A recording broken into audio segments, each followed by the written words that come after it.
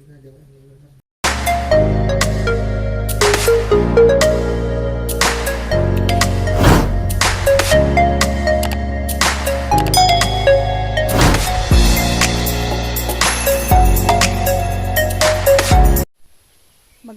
umaga mga kahabi. Nandito pong muli tayo sa ating gulayan. Ang ating gulayan ngayon ay nagpapakita na ng mga bunga. Meron na nga tayong malapit ng gusihin dito. Pwede na nga ngayong araw, pwede na nating kunin kasi malaki na. Ayan. Meron na tayo ditong, yan Kung nakikita nyo, pwede na itong gulayin mga kahabi. Ayan. Ang ating ampalaya. Ang lalaki na Ayan. Ayan, marami na ito ang aking sinupot ng mga plastic. Ayan nga. At nung isang araw ay pumunta tayo rito. Hindi pa ito ganito kalaki mga kahabi. Ngayon ay mas malaki na sila. Ayan, galing. Pwede nang gulayin mga kahabi. Ayan. Ayan. Marami nang umuusling mga bunga.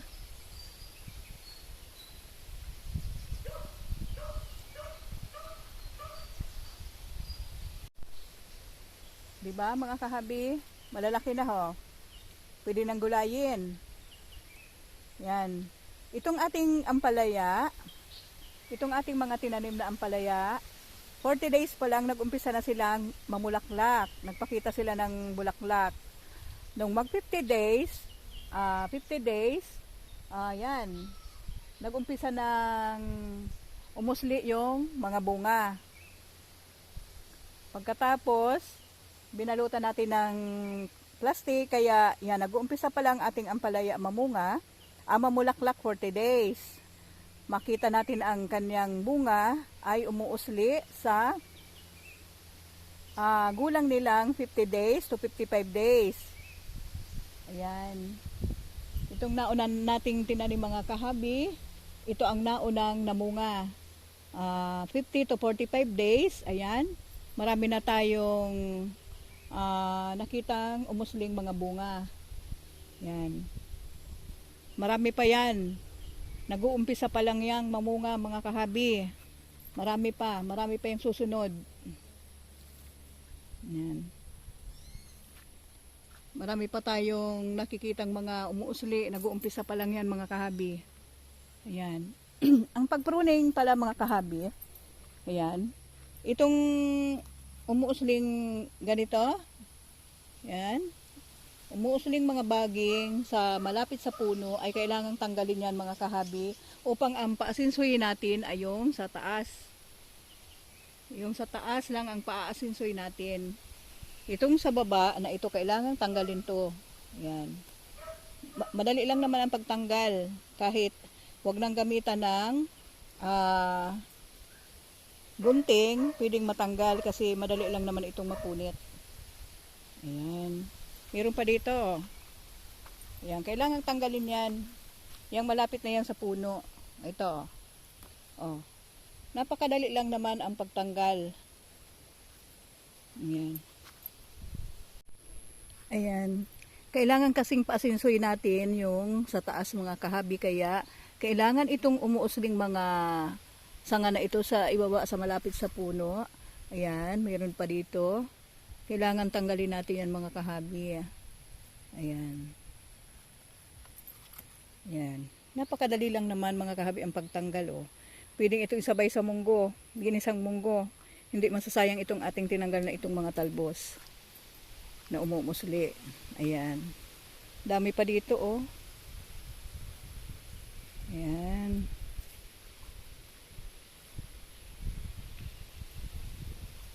Ayan.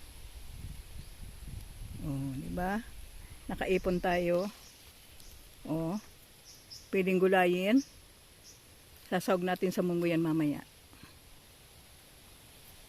Yan, upang ang paasinsoy natin itong mga baging sa taas. Yan. Namumulaklak na itong mga kabi Yan mga kahabi. Harvesting ko na ito mga kahabi. Itong napakalaki oh. Pwede na ito nating gulayin mga kahabi mamaya. Bago tayo umuwi ay ito. Mag-harvest muna tayo mga kahabi. Kasi sobrang yung baging na ano na, naiipit na. Oh. Napaka sayang baka maputol yung baging. Kaya tanggalin ko na ito mga kahabi kasi mabigat. Ayan. At pagdating natin sa bahay, timbangin natin kung ilang kilo. Ayan. Ayan. O para yung baging naipit na ho. Hindi. Makabilo na yung baging kaya tinanggal ko ng mga kakasa. Napakalaki oh. Oh. Mabigat. Galing. Halos hindi na makahinga yung natin sa plastic oh. Oh. Sobrang ipit na. Napakalaki. Naunang bunga ito mga kahabi. Ayan. Meron pa doon. Meron pa ako nakita doon na kasi 4 itong malalaki. Siguro kunin natin yung 2 pinakamalaki. Yan, kasi na ito sa atin. Kunin na rin natin itong isa. Ayan. Oh, malaki na rin. Sige, harvestin na natin ito lahat. Itong 4 na malalaki. Meron pa ditong 2. Oh, ang laki oh. Harvestin na natin. Ayan. Ayan. Oh, di ba? Oh, meron pa dong isang malaki. Yun. 4 na malalaki. Oh. Di ba? Malalaki. 4. Ang galing. Oh. Pang-5 na itong nabusin natin mga kahabi na unang binunga ng ating ampalaya. Kalalaki ng unang bunga nating harvest mga kahabi oh. Ah. 4 na piraso, lampas 1 kilo itong mga kahabi oh. Lalaki. Grabe oh. Galing. Kakatuwa mga kahabi. Yan, first time na pag-harvest natin ng malalaking ampalaya. 4 na piraso ang lalaki mga kahabi. Siguro mga ilang araw pa, mas malaki na itong mga kahabi. Mas lalaki itong mga kahabi. Kaso, first time kasing bunga sila, kaya hindi natin pwedeng pahinugin sa puno. Yan. Sa pagtanim mga kahabi ng ampalaya, madali lang naman mga kahabi. Sa umpisa lang talaga mahirap. Ayan, kasi siyempre maglilinis tayo ng taniman.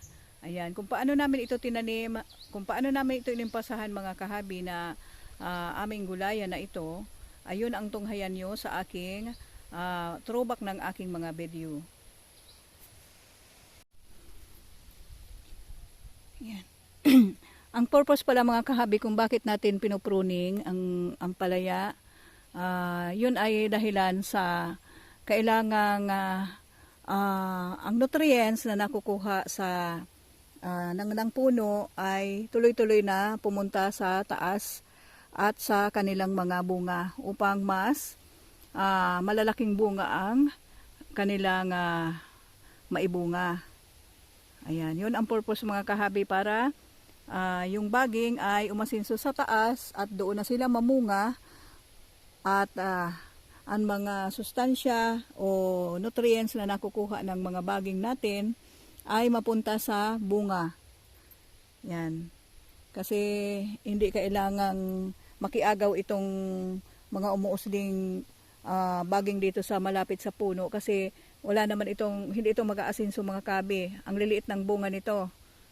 Ayan. Hindi tulad ng baging na nandyan sa taas o lalo na yung bunga na nasa main na baging, mas malalaki talaga ang bunga pag dyan. Yan. Yan ang purpose mga kahabi ng pagpruning para yung nutrients na nakukuha ng mga baging o ng ugat ng ating ampalaya ay mapunta sa kanilang bunga. Yan. O baging na pinakamay na baging o kaya baging na nasa taas. Na kung saan doon pauusliin natin yung mga bunga sa taas. Kasi mas malalaki talaga ang bunga mga kahabi kapag always tayong mag-pruning. Para walang kaagaw yung mga bunga na walang kaagaw sa pagsipsip ng nutrients ng lupa. Vitamins ng lupa. Ayan. Ay mapunta sa mga baging na gusto nating pabungahin. Yun ang purpose mga kahabi ng pagpruning. Hindi naman masasayang itong ating tinatanggal mga kahabi kasi nga, sabi ko nga, pwede natin itong ilagay sa ginisang munggo. O kahit saan, anong gulay pwede ito isahog. Yan, okay mga kahabi. Meron na akong marami-rami na itong ating natanggalan ng yung pruning natin, marami ng puno. Ayan, at nasa oras ng mga kahabi, kailangan umuwi na tayo. Ayan. Uwi na tayo mga kahabi at balik naman tayo mamayang hapon. Meron na akong nakita kasing mga umuusling mga bunga. Mamayang hapon ay suputin man natin ng plastic. Ayan. Dami pa dyan. Dami pa tayong nakikita dyan na umuusling mga bunga. Kailangang supot. Mas marami kasing lumalabas ng mga insekto paggabi na.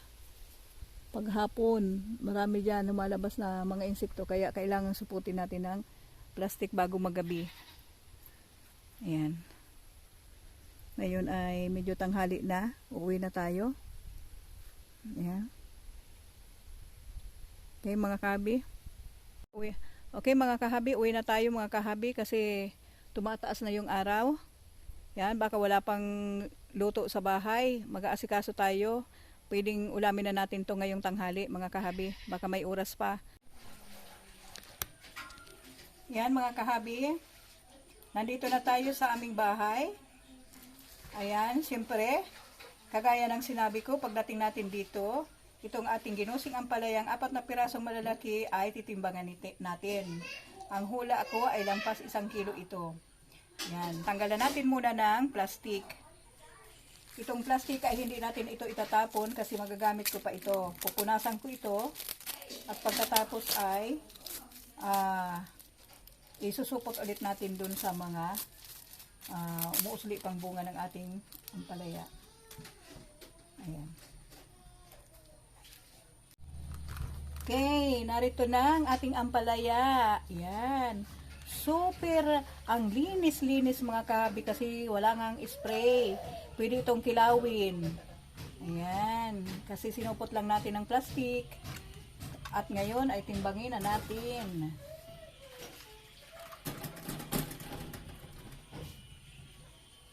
Ayan mga kahabi. Tama nga ang aking hula. Mahigit 1 kilo nga ang 4 na pirasong ito. Tumitimbang siya ng 1 kilo at 100 grams. Yan. 1 kilo and 100 grams ang kanyang timbang. Nako, ang galing. Malaki mga kahabi at ang linis. Yan. Yan ang purpose natin kung bakit natin sinusupot ng plastic sa yelo. Yan ang purpose para hindi dapuan ng insekto at lumaki ng lumaki. Ayan. Ganda. Ayan.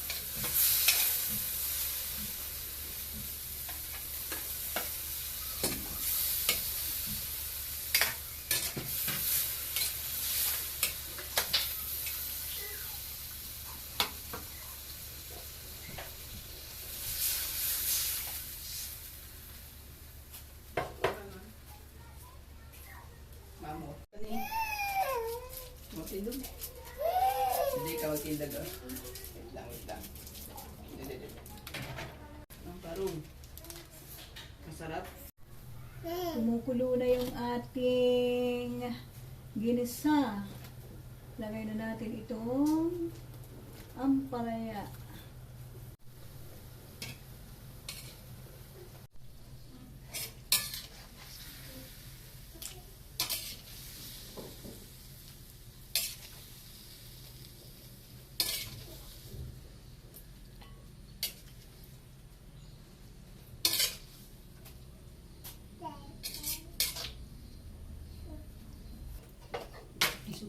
Kaya luto ng ating ginisang ampalaya. Ayan.